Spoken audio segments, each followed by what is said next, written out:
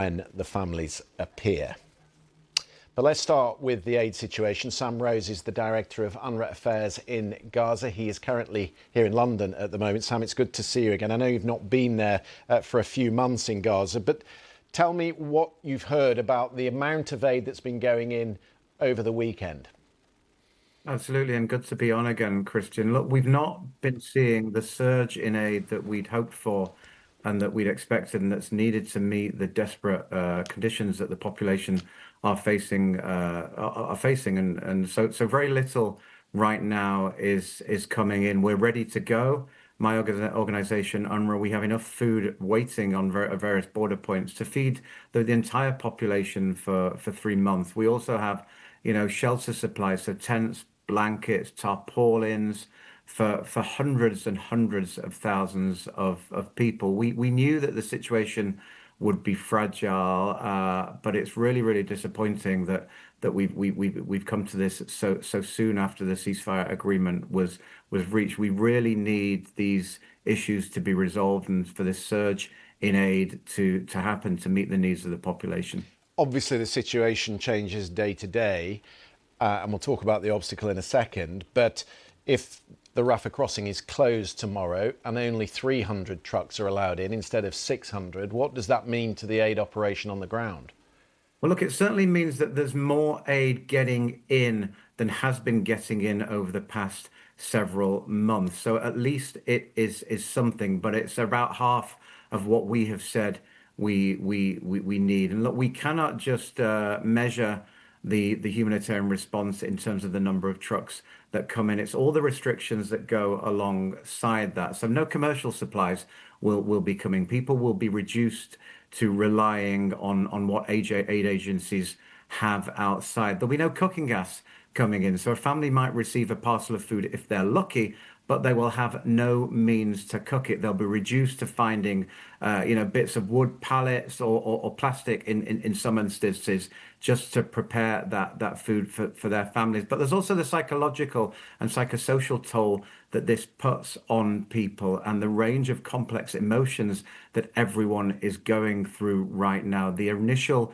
elation behind that was always a bit of cynicism and a bit of concern that this wasn't last. But the longer that this goes on, not only will people be physically suffering more in terms of not getting what they need, but they'll be increasingly and more desperately worried that this whole thing is going to collapse before it has even begun. So we're dealing with a mixture of physiological need, but also of the psychosocial and psychological toll that this is putting on the population. In terms of the obstacle that's now in the way, it is obviously the return of the bodies.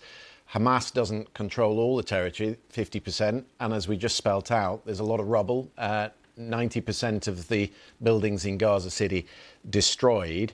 If those bodies aren't forthcoming, though, from an aid perspective, that could be a problem for some time, for maybe weeks to come.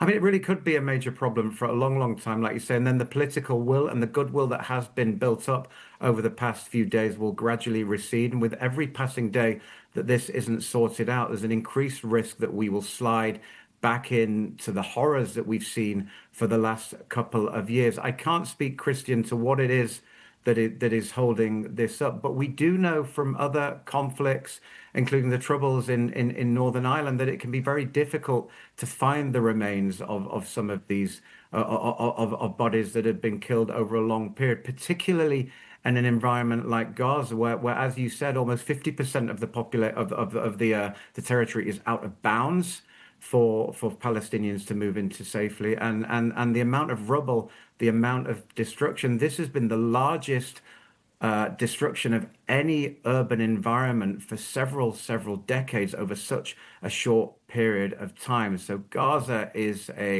is a desolate place filled with rubble, filled with destruction. So it could be that it's very difficult to find those remains. Let's hope that in and of itself, Sam, is obviously dangerous for teams that are operating in and around structures that are unstable. But now we have Hamas back on the street, and reports of gunfire and score settling, and obviously a power vacuum.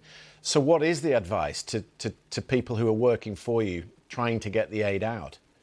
I mean, look, people are already going back home. People have been heading north over the past few days, about 300,000 people. So around about half of those that were there before this latest operation in Gaza City started several weeks ago. What we're hearing from staff is that many are just going on foot. They're not going back to return. They're going to assess and ascertain the damages and the state of their homes. Sadly, the population of Gaza is very well attuned to the risks of unexploded ordnance. It's something in our UNRWA schools where we had 300,000 children before this conflict started. It's been part of our regular education program in our schools for several years now. So people are aware of the risk. We're putting those messages out again with UN agencies and INGOs. We have teams of ordnance experts that are in Gaza that go ahead of any of these of people returning home to try and assess